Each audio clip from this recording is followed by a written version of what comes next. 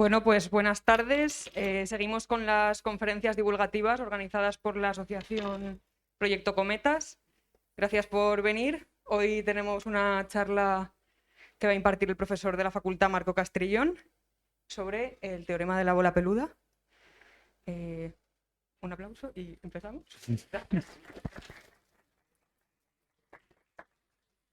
Bueno, pues muchas gracias y nada, aplaudir esta iniciativa que creo que está muy bien. Y de hecho creo que debería haber muchas más cosas de estas en la facultad porque hay que aprender muchos tipos de matemáticas y hay veces que las matemáticas tienen que pasar por un rigor extremo, pero otras veces tienen que pasar por una intuición pues mucho más ligera. Entonces, pues eso es lo que vamos a hacer, porque si esperáis aquí que vayamos a hacer cosas como muy rigurosas, pues no va a ser el momento. Quizás es el momento más de irse a comer algo a la cafetería porque esta hora es un poco malita, ¿eh? Pero bueno.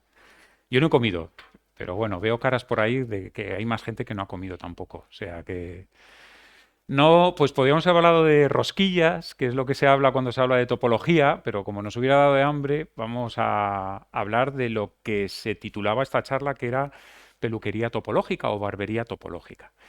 Bueno, es un título un poco jocoso, me vais a perdonar que hayamos jugado con las palabras de esa manera, pero bueno, lo que sí es verdad es que en la literatura se conoce bastante frecuentemente el teorema del cual vamos a hablar con un nombre un poco peculiar, que es el teorema de la bola de billar peluda, o la teorema de la bola peluda.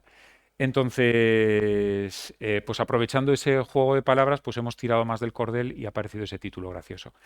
Bueno, vamos a ver el teorema, vamos a demostrarlo, vamos a sacar consecuencias, vamos a ver sobre todo lo más emocionante es cómo se generaliza, pero lo que sí es que yo creo que estoy casi seguro que la mayoría, por no decir todo el mundo aquí, conoce ya el teorema, ¿no? ¿Os suena? Es de esos teoremas clásicos que a la gente de matemáticas nos gusta saberlos y a la gente de fuera de la facultad le importa un pito.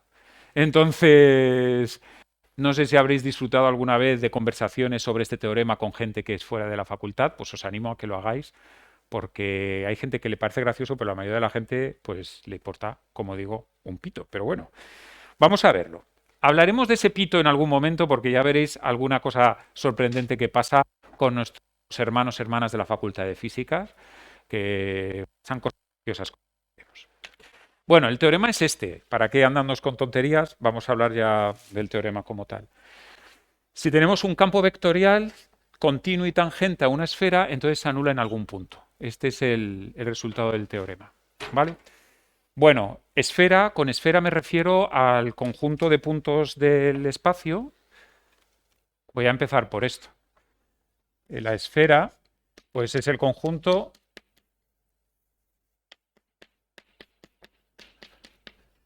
de vectores unitarios de R3, ¿vale? Y el otro ingrediente que tenemos es campo vectorial, tangente y continuo. Bueno, un campo vectorial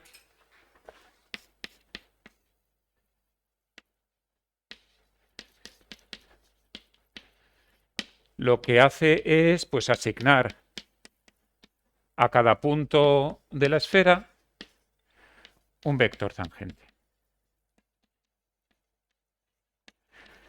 De hecho, lo que se pone de manera así cool es esto de aquí, que cada elemento, cada puntito de la variedad de la esfera, se me escapa ya la deformación profesional, de cada punto de la esfera, pues hacemos corresponder un vector que sea tangente a la esfera. ¿Vale? Esto es lo que se denomina vectores tangentes en la esfera. Y esta asignación que a cada punto le hace corresponder este valor tiene que ser continuo. ¿Vale? Si estamos hablando de cosas continuas, ¿es que hay alguna topología o algo? Pues sí, todo eso tiene topología. La variedad S2 es un espacio topológico, el conjunto T de S2 pues también se le puede dar topología y entonces hay continuidad respecto de esta asignación. Es decir, que los pelos no pueden crecer de manera desordenada. ¿Por qué hablando de pelos? Porque si os fijáis, aquí hay una esfera en el que en cada punto, en algunos puntos ha salido un vector, pues tiene pinta de peluda, ¿vale? Esta esfera. De hecho, pues mirar, aquí hay una preciosa foto de un niño, no es el mío, pero vamos, yo tengo fotos de estas en las que cuando eran bebitos se les ve perfectamente el pelito y se ven como vectores tangentes. A los niños se les ve, bueno, no todos, ¿eh? se les ve los pelos más o menos tangentes y aquí se le ve un puntito donde parece como que no hubiera pelo. Y esa es la existencia de estas singularidades. No todos los bebés son así. Hay bebés que les salen los pelos pinchos. Entonces, ese teorema no es aplicable en esa situación, pero esto nos va a salir a lo largo de la charla. Que si los pelos tienen que ser como pinchos o tienen que ser tangentes, el resultado aquí nos está hablando de campos que son tangentes. Por ahora los pelos son tangentes. Si os peináis, tenéis que peinaros completamente a ras del cuero cabelludo. Bueno, pues siempre en cualquier peinado va a aparecer algún tipo de remolino. ¿Vale? Este es lo que dice el teorema. Y esto es lo bonito a comunicar a gente que no sea de la facultad. Le decís esto, buscaros el remolino que encontraréis o no, según cómo os peinéis, porque a lo mejor solo tenéis pelo por aquí o tenéis muy poco pelo, entonces os lo peináis, pero tenéis que pensar que tendríais que haber continuado la extensión de todo vuestro pelo en toda la cara, toda la frente, el resto del cuerpo, o sea que el pelo se supone que debería cubrir toda la esfera. Pero bueno, hay personas, que tengo un amigo mío que era profesor de aquí, porque no tenía el remolino. Pero claro que no tenía casi pelo. Entonces el pobre, pues claro que no tiene el teorema de la bola de pillar peluda, no se cumple. O sea ojo, que quedan muy bonito esas frases de peluquería topológica, pero hasta cierto punto. Esto se lo he copiado a un profesor de la Politécnica, Juan Viu, y bueno, pues obviamente la esfera con diversos peinados, pues no vamos a encontrar este teorema de la bola de pillar peluda, sobre todo si estamos aquí, obviamente, ¿vale? Si estamos calvos, pero bueno, la situación creo que la habréis entendido. Y a las 14 horas de un jueves, ¿qué mejor podemos hacer que demostrar algo? Entonces vamos a hacer la demostración. Hay infinidad de demostraciones del teorema de la bola de billar peluda, muchísimas. Esta la he extraído de un artículo del 2016. El teorema es muchísimo más antiguo, tiene una historia muy larga. Lo que pasa que este me gustó, es un teorema que se demuestra pues, en esto, lo vamos a encontrar la demostración esquemática en pocas líneas, y está en la American Mathematical Monthly, que es una revista que os aconsejo que alguna vez ojeéis, es una chulada de revista. Es una revista mensual en donde hay artículos que pueden ser muy difíciles o muy fáciles, pero muchas veces la mayoría de ellos destinados a matemáticas que estén orientadas a lo bonito, a lo intuitivo, a los resultados que a lo mejor la gente dice, ostras, qué bonito, pero a lo mejor no se aplica nada, pero joder, qué bonito es. Pues American Mathematical Monthly os la recomiendo, ¿eh? Es una revista súper chula. Bueno, en particular apareció en el 2016 esta prueba. Mirad, para ello vamos a necesitar una definición que va a ser útil, la voy a reciclar más adelante. Me dice que si yo tengo una curva cerrada en el plano, pues se puede hablar del índice o número de rotación de esa curva. A ver, yo la curva cerrada la he puesto de esta manera. Es una aplicación que va de S1 a R2. Entonces, me vais a dejar que siga escribiendo. Voy a poner aquí la hermana pequeña de S2, S1, que es, pues, ¿para qué poner la definición? Es la circunferencia.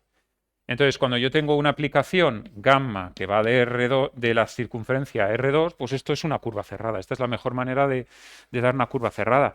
Pero si no os gusta la definición, pues pensar esto, R2, pues una curva cerrada. ¿Vale? Entonces,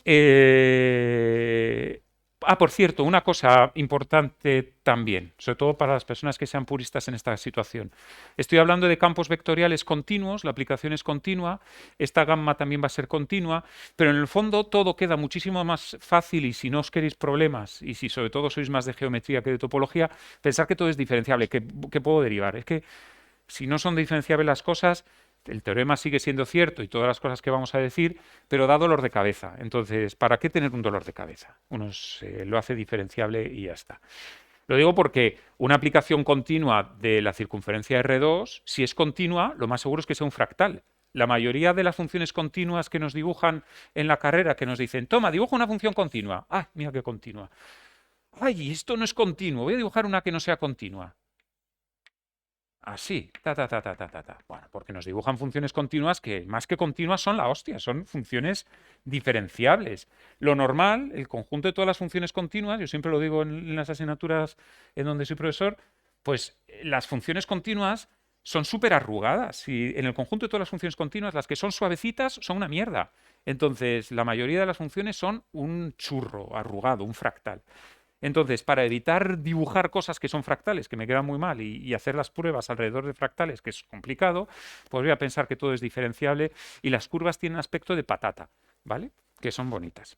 Bueno, pues se define el índice de una curva como, y esta es la parte un poco más vaga, hay que definirlo un poco mejor, el número de vueltas que da la curva, ¿vale? O sea que no he definido nada, porque ¿qué rayos quiere decir el número de vueltas que da una curva? Bueno, pues mirad, pues esta curva da una vuelta sobre sí misma. A ver, eso se puede definir correctamente, eso en matemáticas. Se puede definir utilizando grupos de homotopía, homología.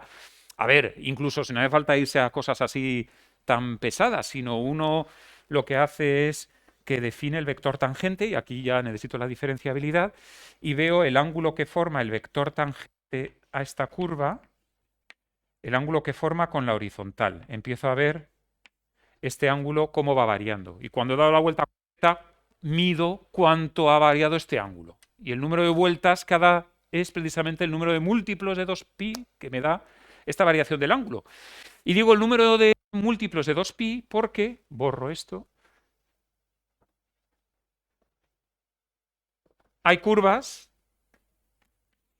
por ejemplo, esta curva,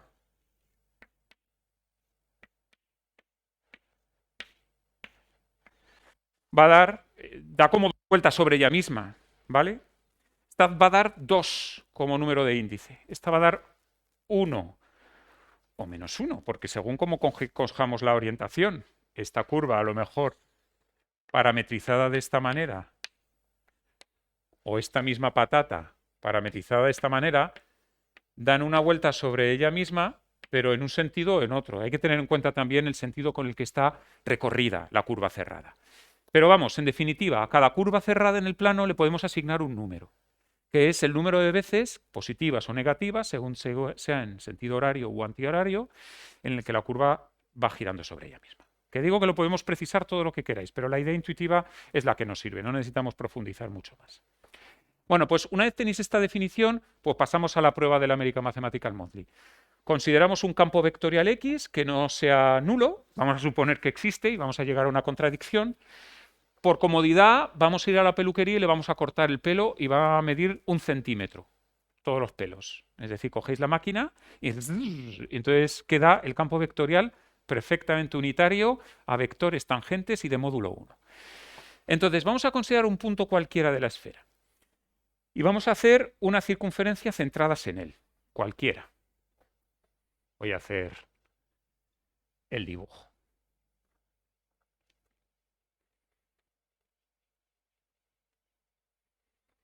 Tengo aquí la esfera, en donde voy a demostrar el teorema de la bola de billar peluda.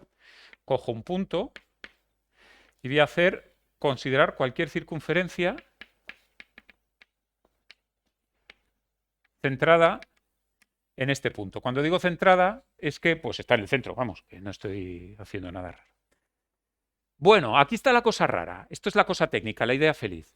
Entonces, vamos a considerar una isometría. Las isometrías en el espacio son las que os pensáis. Son rotaciones, traslaciones y poco más. No hay más isometrías en el espacio. Bueno, pues lo que vais a hacer es, vais a considerar aquella traslación, rotación, que me va a llevar esta base a esta. Y decís, pues menuda prueba del American Mathematical Monthly o American Mathematical Monthly, exactamente. Pero fijaros lo que pone aquí. Esto es un vector tangente, es el pelo. Este punto P es el punto donde está apoyado el pelo. Aquí tengo el pelo.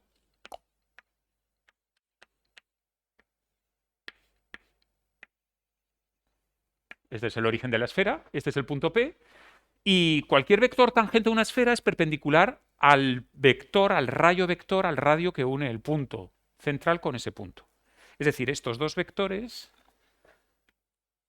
son perpendiculares. y lo completo con un tercer vector, que es el producto vectorial, ¿vale? Los pongo en este orden porque me interesa que sean en este orden, pero aquí este vector unitario, este punto P, que es un radio de una esfera unitaria, también unitario, y este producto vectorial es una base ortonormal. De hecho, es ortonormal positiva si no me he equivocado al poner el orden de los vectores. Entonces, hay una única rotación del espacio que los lleva a la base ortonormal canónica, el IJK, que es como utilizan los físicos. Venga, voy a hacerme amigo de los de la facultad de enfrente. La base canónica, que en esta facultad se llama E1, E2, E3, que a mí me gusta más, pero bueno, lo he llamado IJK. Entonces, llevo esos tres vectores al IJK. Y ahora digo alegremente, tomamos el índice FPVPC. Lo único que quiere decir es que me llevo esta base, que la voy a dibujar. No, no la voy a dibujar. Aquí no me sale el dibujo, porque tengo que hacer el producto vectorial de este que sale perpendicular. Bueno.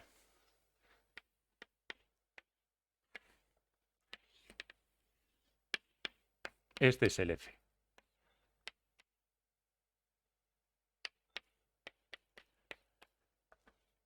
Y me va a llevar los vectores salir. Luego el V de P va a ser este. El P por V de P. Espero haberme puesto de acuerdo con la orientación. Y el P, que es el K. Me lleva esto a la base canónica. Los vectores tangentes al punto P son perpendiculares al punto P. Luego, este va a ser, este plano, por la isometría, es el espacio tangente al punto P. Y ahora me cojo la circunferencia esta y la dibujo por aquí, por donde vaya a parar, por esta transformación F.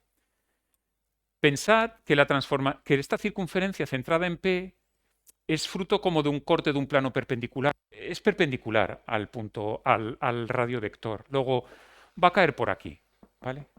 Va a caer por aquí, va a quedar en este plano. Y calculáis el índice, ¿vale? Calculáis el índice de esa curva. En el fondo, toda esta estrategia es que calculéis el índice de esta curva, el número de vueltas respecto de la dirección v. Esto en el fondo es lo que está queriendo hacer esto. Pero bueno, creeros este truco.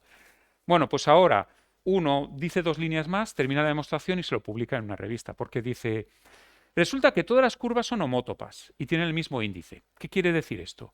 Si yo cojo un punto y una circunferencia alrededor y otro punto y una circunferencia alrededor, puedo llevar esa circunferencia primera a la otra moviéndola con las manos. La cogéis así. Esto es peluquería, esto es albañilería topológica.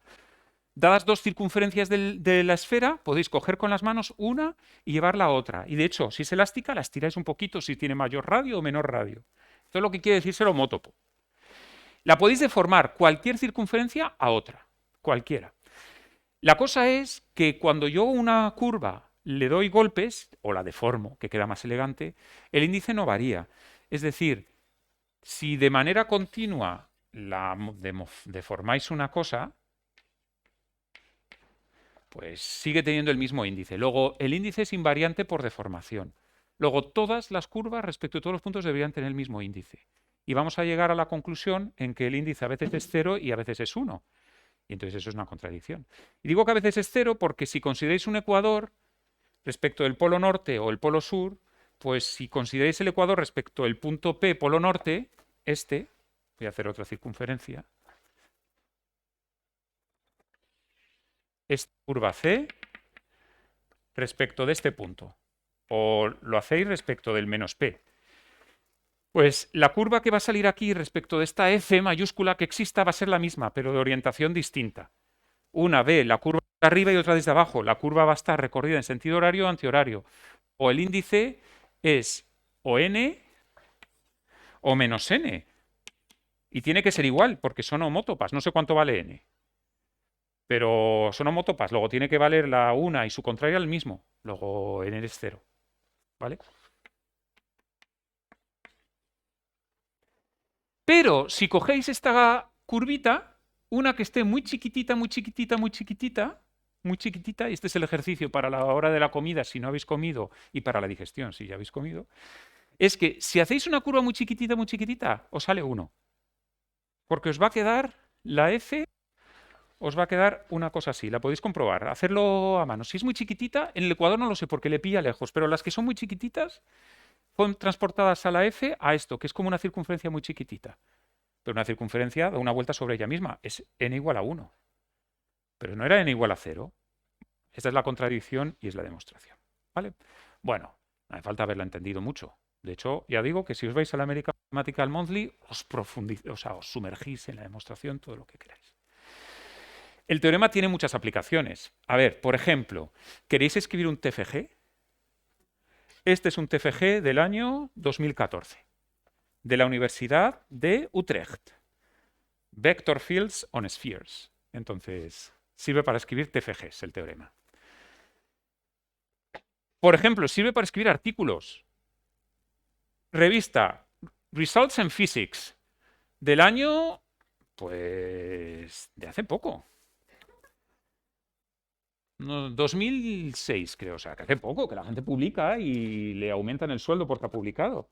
Y el artículo se llama Geometría óptica y el teorema de la bola de billar peluda. Y el artículo, que es cortito, pues que tampoco dice gran cosa. Dice que si iluminas una esfera, siempre hay puntitos brillantes. Es lo que me quiere decir. Y lo hace. Y yo digo, joder, ¿y se lo han publicado? ¿Qué morro tiene? Pues mirar, aquí, y este es el dibujo que hace. Y luego está 3 párrafos explicando que hay una topología detrás de plan y plin y plun. Lo que dice es que si yo tengo una fuente de luz, pues llega la luz a mi superficie que está brillante, entonces sale rebotada y entonces el rayo rebotado de luz lo descomponéis en la parte vertical y en la horizontal y entonces la parte horizontal es un campo de vectores tangente y en algún punto se anula. Luego, en algún punto, el rayo rebotado es puramente normal. Es decir, que te ha rebotado la luz. Es decir, que te sale un puntito brillante así. Ya está. Se lo publico. No lo sé. Bueno, la única cosa que han tenido la gentileza es que eso es cierto en la esfera y en cualquier objeto que topológicamente sea una esfera, que es verdad, el teorema no solo se aplica en la esfera. Si tienes nuestra cabeza, va a la peluquería, pero no somos esferas, tenemos curvatura, ¿no? Tenemos narices, tenemos orejas, tenemos aquí el occipital. O sea que, vale, no se aplica a la esfera, ahora hablaremos de ello.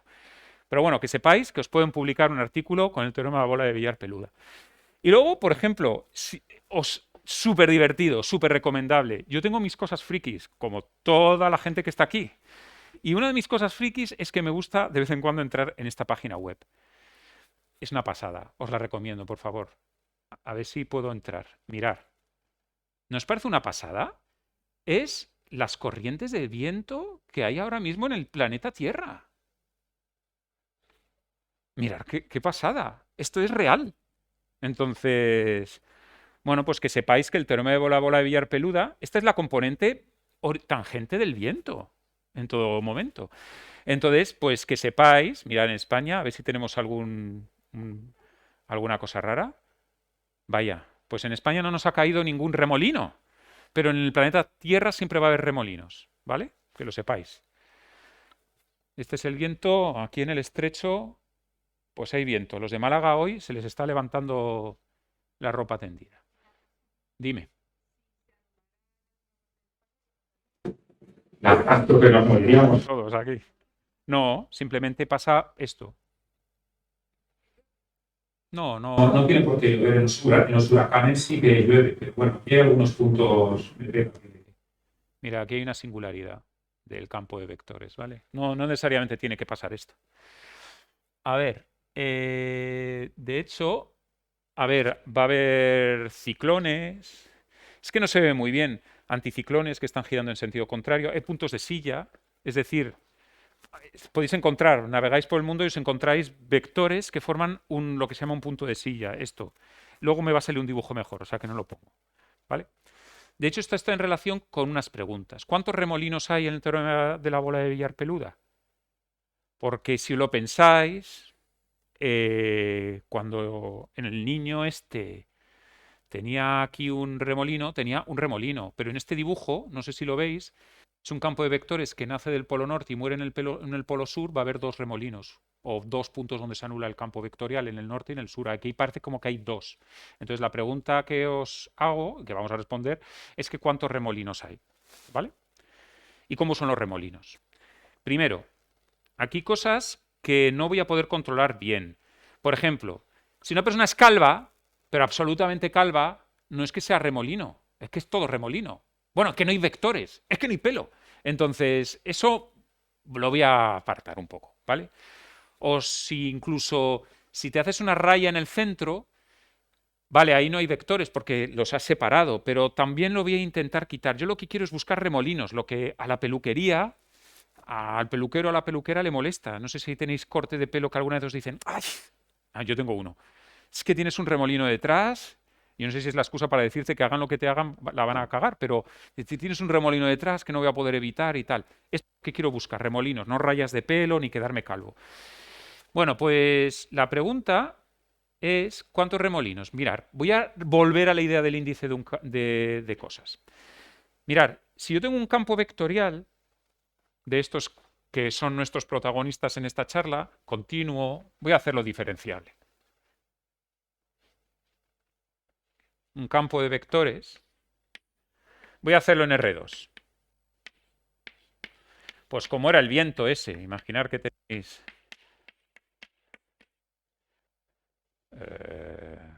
este ya tendría que ir así. Que se anula en el origen. Pues entonces lo que vais a hacer es coger una circunferencia que rodee punto, ¿vale?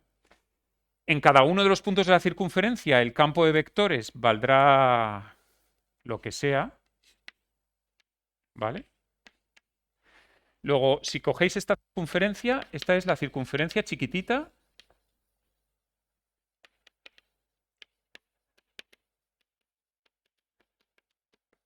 alrededor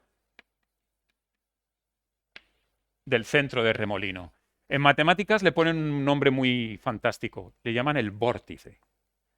Pues le llamáis el vórtice. De hecho, hay ecuaciones de vórtices. A mí me suena a ciencia ficción, pero son unas ecuaciones súper tontas, o sea que tampoco deben ser para tanto.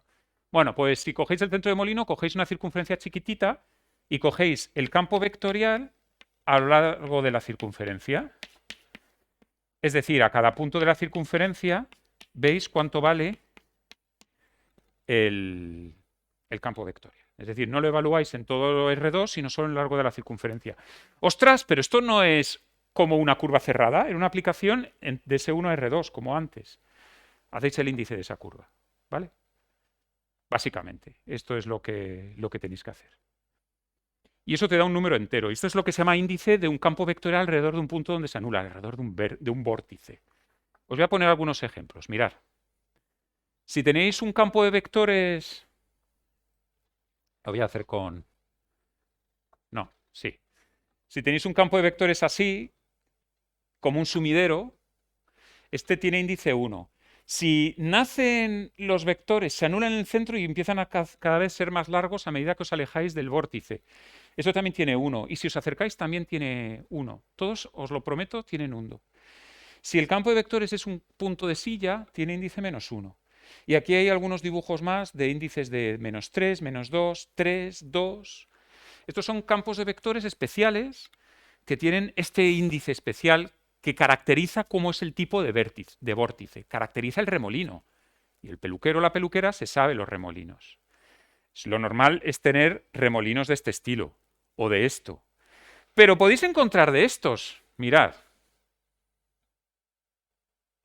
Aquí tenéis una foto, no sé si se ve muy bien, pero es un remolino doble pegado. Esto debe ser la pesadilla de la peluquería, ¿vale? Pero sí que hay remolinos dobles. Pero bueno, voy a volver a la historia donde estaba. Estos son los tipos de remolinos. Y hay tanto tipos de remolinos como números enteros, ¿vale? Decidme vuestro número favorito. Mi número favorito es -37, por ejemplo. Pues hay un índice, un campo vectorial con índice -37. Y lo que dice un teorema, y este no lo vamos a demostrar porque este es gordo, es que si tenéis una variedad diferenciable, la esfera, o un balón de rugby, o de cualquier dimensión, de hecho, que sea compacta y tenéis un campo de vectores con ceros aislados, es decir, con remolinos aislados, no es calva la persona, no tiene rayas de pelo, sino que los remolinos son puntitos aislados. Entonces, cogéis el índice de todos los puntos, lo sumáis y os tiene que quedar un número, que se llama la característica de Euler-Poincaré de la variedad, ¿vale? Este es el verdadero teorema de la bola de billar peluda. Este. No es todavía lo más refinado, hay un teorema mucho más refinado, pero este es el que mola, el verdadero que nos deberíamos saber. Claro que hay historias raras, hay que definir el índice de un campo vectorial, bueno, ya lo controlamos. Hay que hablar de la característica Euler-Poincaré. Yo no sé si la habéis tocado alguna vez con las manos, la característica Euler-Poincaré, y si no os lo digo yo ahora. La característica Euler-Poincaré se consigue si pensáis que la variedad está triangulada o la superficie está triangulada, calculáis el número de vértices, aristas, caras, y hacéis número de vértices menos número de aristas, número de caras, si es superficie. Y si es de mayor dimensión, es la suma de vértices menos aristas, más caras, menos objetos de dimensión 3, más objetos de dimensión 4. Da igual, si no os pilla lejos, pensar en un balón. El balón, los balones, de hecho, está seriado, si os gusta el deporte, está seriado como son los balones de los mundiales y cómo están parcheados los balones de los mundiales. ¿Os habéis fijado que no todos los parches son los utilizados en los balones? Hay parches que son hexagonales, otros pentagonales, hay otros que son en formas raras. Esto es lo que me refiero a una triangulación, es cubrir una superficie de parches. Bueno, pues cojáis los parches del Mundial del 1982 en España, os cojáis el balón oficial que se utilizó 20 años después, 20 años antes. Los parcheamientos son diferentes, pero el número de vértices menos el número de aristas más el número de caras es siempre 2 en la esfera, ¿vale? Esto es lo que se llama un invariante topológico. Hagáis como hagáis la triangulación, vale 2. Y ese 2 es el que tendré que poner aquí cuando quiero aplicar el teorema en la esfera. Si en la esfera... Si la variedad es la esfera, la característica Euler-Poincaré en un poliedro, teorema de Euler, el número de caras menos aristas más vértices es siempre 2. Entonces, tiene que haber... ¿Qué tiene que haber? Pues la suma de los índices tiene que ser 2. Pues tiene que haber 2 remolinos de orden 1. O un remolino de orden 2. O 3 remolinos de orden 1 y uno de orden menos 1. Todo lo que queráis. Todo cabe. ¿Vale? Por ejemplo, este es el ejemplo de la peluquería que os estaba diciendo. Ahí tienes un remolino de orden 2. Y ya está. En el resto de la superficie no hay ningún remolino. Solo tiene un punto singular. ¿Vale? Pero de índice 2. ¿Vale? Luego, en el resto de los puntos de la esfera no se anula. Luego, este campo vectorial, a este individuo le podría crecer el pelo por todo el cuerpo, porque ya hemos quedado que esto vale para cualquier esfera. Ni siquiera una esfera, cualquier variedad, ¿vale? Y nosotros somos, bueno, no lo sé, cuántos agujeros tenemos para ver si somos una esfera o no somos una esfera. Vamos a pensar que somos una esfera y ya está. Entonces, somos una esfera y topológicamente se nos aplica el resultado. Y podríamos poner un remolino orden 2 o todo lo que se os ocurra, con tal de que los índices sumen 2, ¿vale? Pero el teorema vale para cualquier superficie. No necesariamente tiene que ser la esfera. Ahora el teorema de la bola billar peluda es el teorema del donuts peludo o el teorema del flotador peludo o toda la superficie. Cualquier variedad compacta, en principio orientable, pero se puede arreglar si no es orientable, admite este teorema. Por ejemplo, el toro, podéis ver que si lo trianguláis, hacéis un parcheamiento, caras menos aristas más vértices vale 0. Luego, la suma de los índices de los puntos singulares de los campos vectoriales tiene que ser 0. En particular, puede ser que no haya ningún vórtice. Así ya conseguís el 0. El toro admite campos vectoriales sin vórtices. Aquí hay uno. Aquí hay otro. ¿Vale? Es decir, a un toro le puede crecer el pelo tangente. Bueno, un toro no animal, sino el toro donut. El toro animal es una esfera, hemos dicho. Todos somos esferas, ¿no? Pues el toro topológico, el torus en latín, porque toro animal era taurus en latín, pues torus en latín, pues le puede crecer el pelo. De hecho, venden en los sitios almohadones en forma de torito muy blandito. Pues si le podéis peinar el pelito de esas almohadones así y no le saldrá ningún remolino, ¿vale? Hay más sitios, por ejemplo, la botella de Klein, que no sé si la conocéis, es otra superficie en la que se le puede asignar un campo de vectores tangentes sin singularidades. Por ejemplo, la banda de Möbius también admite un campo de vectores, porque todos tienen característica del Poincaré 0. Aunque bueno, la banda de Möbius tiene borde, habría que tener un poco de cuidado con este teorema. Pero bueno, todos admiten campos de vectores, podéis peinar, hacer peluquería en estos espacios topológicos, guay, sin ningún remolino. ¿vale? Porque tienen característica Euler Poincaré. O cogéis otra superficie que tiene característica Euler Poincaré menos 16, pues os jodéis. Ahí tenéis que meter remolinos hasta que os salga la suma de índices menos 16. Y hay superficies de característica Euler Poincaré menos 16. Desgraciadamente no hay superficies con característica Euler Poincaré más 16, pero de menos 16 hay muchas. Si queréis ver el teorema de Poincaré-Hopf, este libro es súper recomendable. Si no lo habéis visto, está en la biblioteca. Y está pirateable. Entonces, este mola un montón. Este es el tercero de ellos. La prueba está en el primero. Esta es una experiencia que hicieron en Japón de poner estudiantes de segundo de bachillerato y darles teoremas gordotes de matemáticas. Entonces, les ponían ahí todos los miércoles ahí explicándose el teorema de Poincaré-Hopf y con segundo de bachillerato lo entendían todo. O sea, y lo hicieron en un libro súper recomendable. Está muy bien explicado. El teorema de Poincaré-Hopf en Mathematical Gift es súper recomendable. Más preguntas. ¿Otras dimensiones? Vaya, aquí me ha salido la n mal. A ver, esta n tendría que haber sido superíndice. Mirad, la esfera dimensión 2, la S2, que he puesto en el principio de la charla, pues tiene característica de Euler-Poincaré 2. Pero podría pensar en Sn.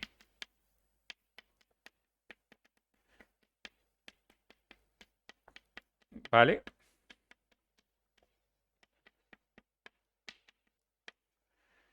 Pues este Sn a veces tiene característica Euler-Poincaré 0 y otras veces tiene 2, ¿vale? Y de hecho va por la paridad de la dimensión. Hay esferas que admiten teorema de la bola de billar peluda con campo de vectores que no se anula y otras que no. Resulta que las pares y las impares. Así de simpático queda. Por ejemplo, S1, voy a hacer el teorema del aro peludo. En vez de la bola de billar peluda, el del hula hoop peludo. Pues, ¿admite un campo de vectores tangente y que no se anule? Pues sí, mirad.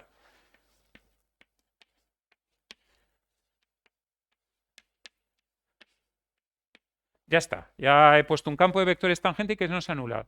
Era impar, entonces ese sí que lo admite.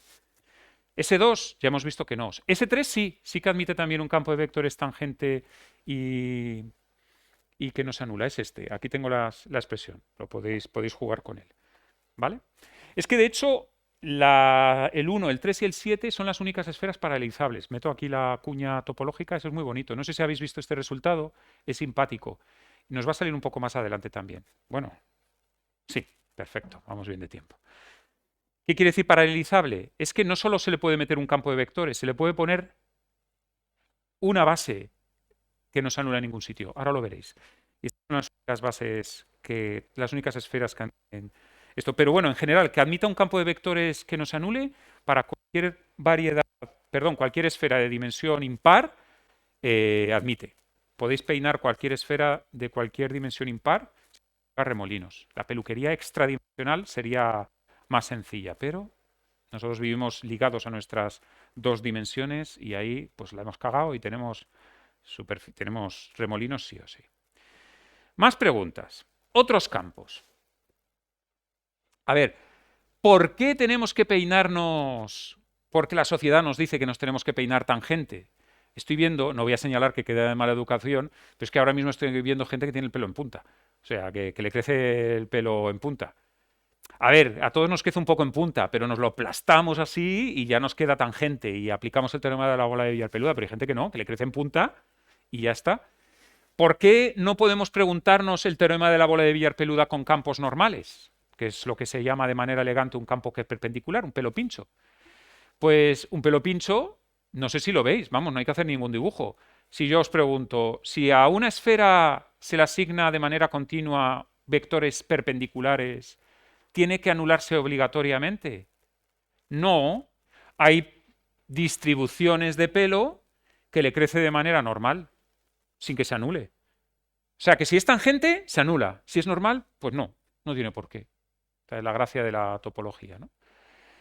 Luego, la esfera, no existe el teorema de la bola de billar peluda perpendicular. O sea, sí que existe, pero dice que sí que se puede peinar sin remolinos. Y el toro también, por cierto.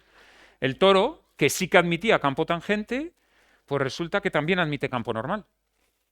¿Vale? De hecho es que es paralizable. Entonces, Esa es la gracia del asunto. Y os pregunto, ¿y qué superficies le va a estropear el teorema de la bola de billar peluda perpendicular? Pues hay un teorema también.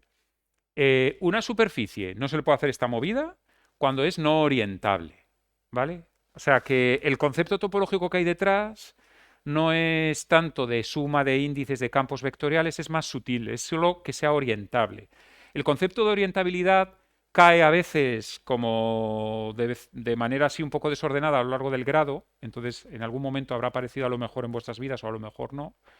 Yo, como soy zurdo, estoy especialmente sensibilizado por esta dictadura de diestra que tenemos en el mundo. Entonces, pues entonces lo de la orientación con la mano izquierda o derecha, la ley del sacacoches y todas esas cosas, me toca la fibra. Entonces, quizás por eso a mí esto de la orientación positiva o negativa del espacio, pues me preocupa. Pero no sé si lo habéis visto, pero en particular hay un concepto asociado a eso que se llaman superficies orientables o no. Y siempre se saca el ejemplo de la banda de Moebius. La banda de Möbius, que es un objeto altamente conocido en esta facultad y que fuera de la facultad la gente a veces lo conoce y otras veces no, pero bueno, tampoco demuestran mucho cariño por ella. Pues esta superficie, que sí que admitía un campo de vectores tangente, resulta que no admite un campo de vectores normal. De hecho, es el ejemplo que se hace para demostrar que esta superficie es rarita. Que uno va por fuera andando y de repente estás fuera, pasas adentro. La orientabilidad, en este caso, es lo que sellaría el teorema para este campo normal. Pero, por ejemplo, yo podría pensar con ángulo, es decir, ¿hay campos de vectores que tengan ángulo de 45 grados con la normal, por ejemplo, en una superficie? ¿Cuál sería el teorema para este caso? Pues lo podéis pensar. A ver, no necesariamente el vector que necesito tiene que ser o perpendicular o tangente, a lo mejor que forme 45 grados. ¿Vale? Pues ese teorema es curioso, porque si forma 45 grados, descomponéis, como hacían los físicos, la parte normal y perpendicular, os va a salir un campo de vector tangente y un campo de vector normal. Luego tiene que satisfacer los dos teoremas. Tiene que ser orientable y característico de Poincaré cero. Por ejemplo. Más cosas, más cosas. Abstracción, que es lo que nos gusta en matemáticas un montón. ¿Y si el vector que le asignáis a cada punto no lo podéis ni ver? ¿Qué quiere decir? Mirar, aquí me estoy metiendo en un berenjenal, pero bueno, ¿qué cosa mejor se puede hacer en la vida que meterte en un berenjenal a las 3 de la tarde? Pues en matemáticas. Mirar, hay una noción que se llama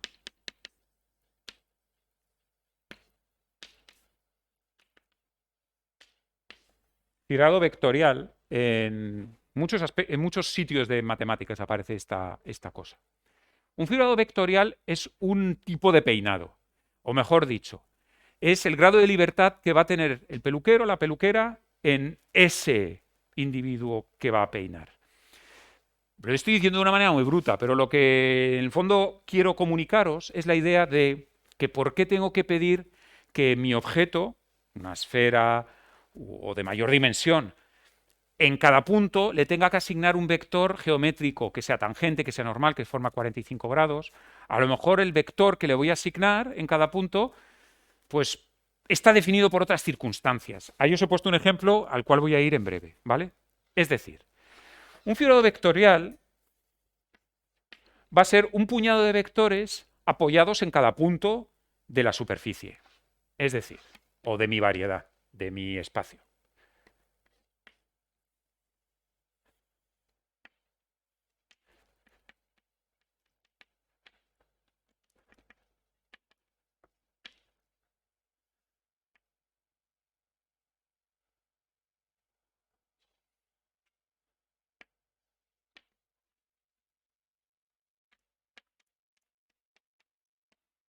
Si tenéis una superficie o algo de mayor dimensión, en cada punto de ella podéis pensar que hay un espacio vectorial.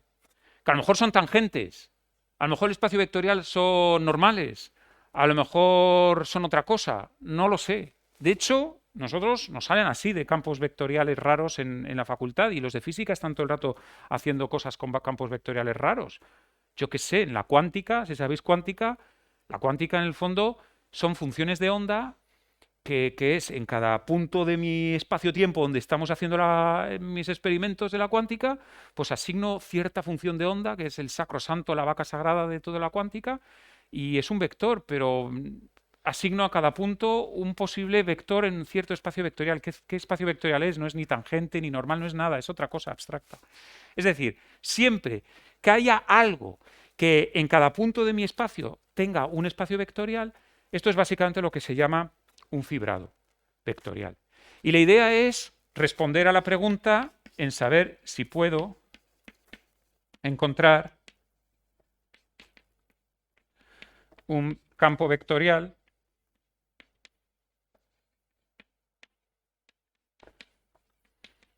es decir, una asignación continua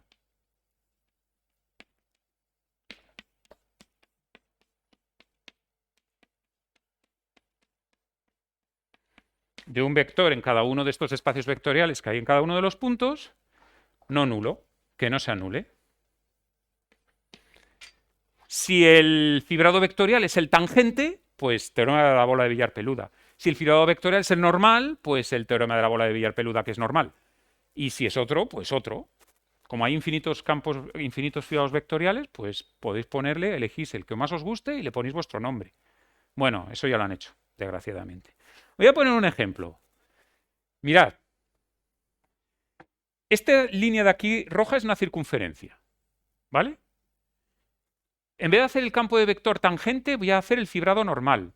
El fibrado normal, pues, o parte de él, es en cada punto considerarme esta dirección perpendicular, ¿vale? De hecho, hay más direcciones normales, pero bueno, me considero la dirección vertical. Bueno, ahora, en esta línea misma roja, cojo una dirección, pero que al mismo tiempo que va recorriéndose la línea roja, la dirección va girando. Esta dirección, vale, en todo momento es perpendicular, pero va retorciéndose. Esto sería un genuino fibrado vectorial retorcido, que no es tampoco geométricamente nada especial. Pues es así, me lo han dado de esta manera. Pero no es el que sería el más lógico de pensar. Esta es una asignación de un espacio vectorial en cada uno de los puntos. Vale, bueno, parece que en cada punto de la línea roja hay solo un segmentito, no es un espacio vectorial, no es una línea. Coño, pues estirarla un poquito. Estirarla hasta el infinito y más allá. Hacerla vectorial, ¿vale? Que se corta entre ellas, va, da lo mismo. No pensad en estas cosas. Pero pensad que en cada punto estoy asignando un campo vectorial que no tiene ninguna naturaleza ni tangente ni normal específica. Es una asignación. Pues ya está. Estos son fibrados vectoriales. Bueno, pues asociados a ellos, y ya me estoy terminando mi charla, se puede hacer la misma pregunta, que es la que he puesto en el centro de la pizarra.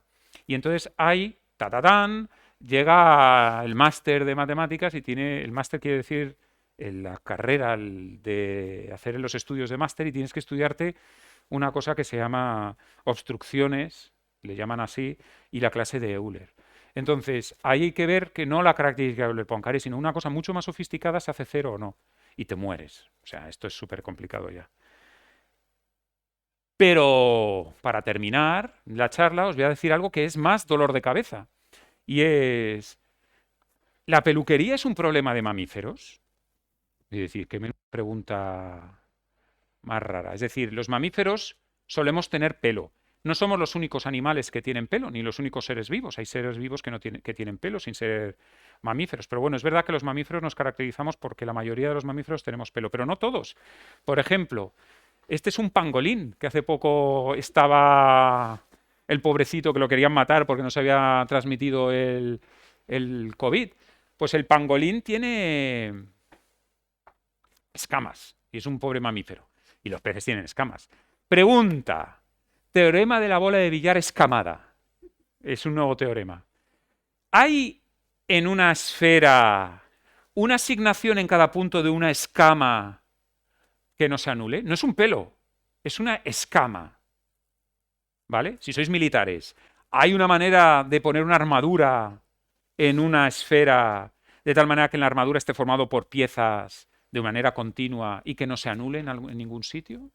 Esto sería un bonito teorema, ¿vale? Pues se abren aquí las puertas del infierno, porque esto es muy complicado, son problemas que se complican bastante. Os tengo que decir una cosa, este teorema ya lo hemos resuelto con lo que hemos visto hasta ahora, porque, o por lo menos lo hemos resuelto en parte. Porque el teorema de la bola de billar escamada dice o busca, dado un fibrado vectorial,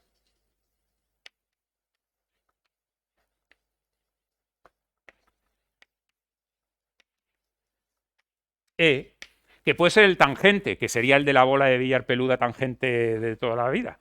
O puede ser cualquiera, que ya que nos hemos endurecido y ya sabemos que hay fibrados vectoriales que son tangentes normales, retorcidos, que se pueden ver, que no se pueden ver, dolores de cabeza por todas partes. Bueno, pues dado un fibrado vectorial, se pueden encontrar dos campos de vectores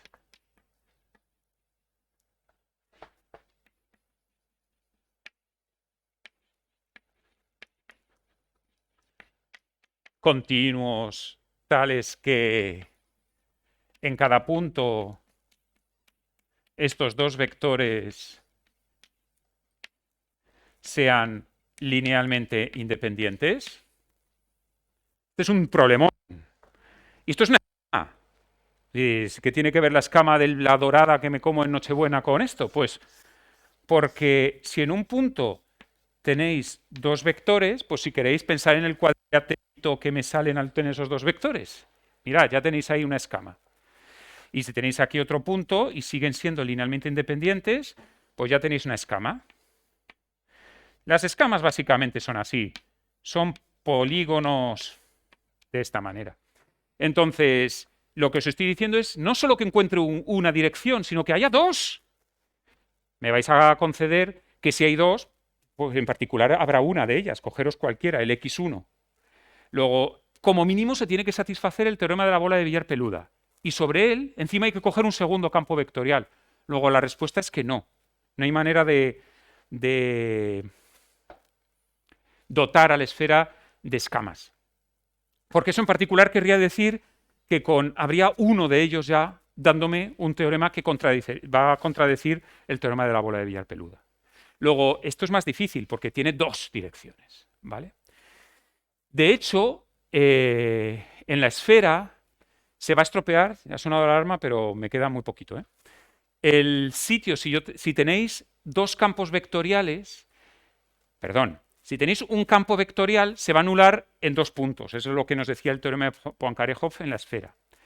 Si tenéis dos, se empieza a estropear la naturaleza de este estilo. Generalmente, por lo general es que se va a estropear a lo largo de una curva, no en puntos. Se empieza a estropear en sitios cada vez más complejos. ¿Vale? De hecho, y con esto termino porque es un teoremón lo que os voy a poner.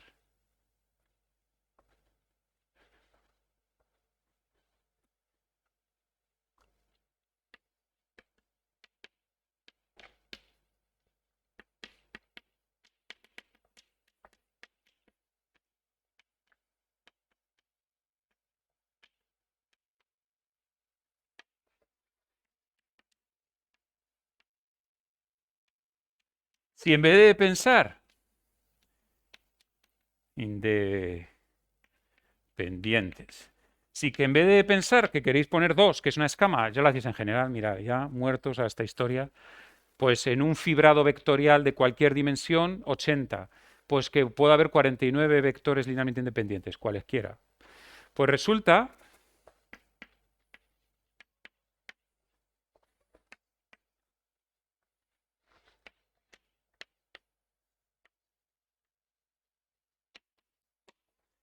se estropea genéricamente en una subvariedad, en un subconjunto de dimensión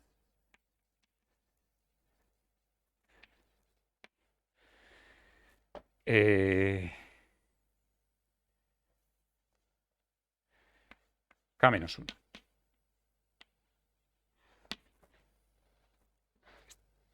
Y ahora voy a poner una frase más que es solo para la gente que veo que hay gente aquí que es mayor y entonces para decir alguna cosa más dolorosa. Pero lo que quiere decir es que si yo busco un campo vectorial que nos anule, la va a sacar. Por lo general, salvo que se tengas la característica de Euler-Poincaré 0, maravillosa, pero por lo general, si tienes una característica de Euler-Poincaré distinta de 0, que es lo genérico, se te va a anular si k es 1, pues en un subconjunto de dimensión 1 menos 1, 0, es decir, en puntos.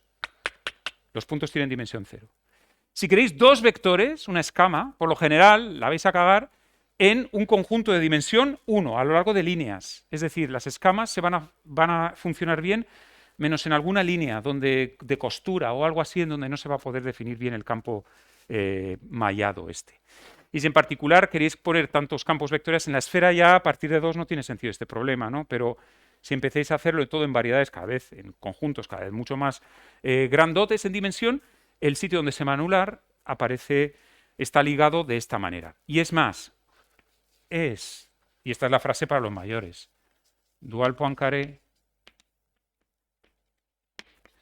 de clase característica.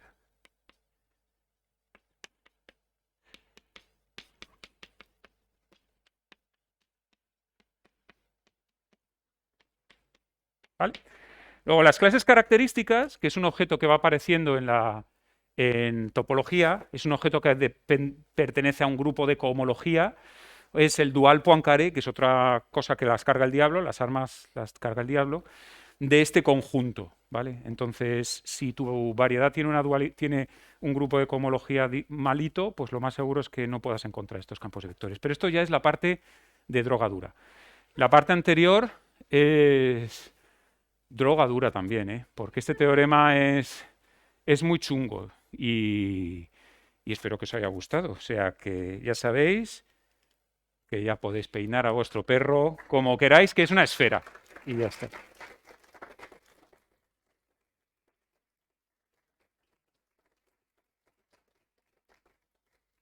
Entonces, no sé si tenéis alguna pregunta, si alguien tiene alguna pregunta de peluquería o alguna cosa de no peluquería. Aquí creo que hay una pregunta. Oye, yo me lanzo a hacer preguntas, no sé si...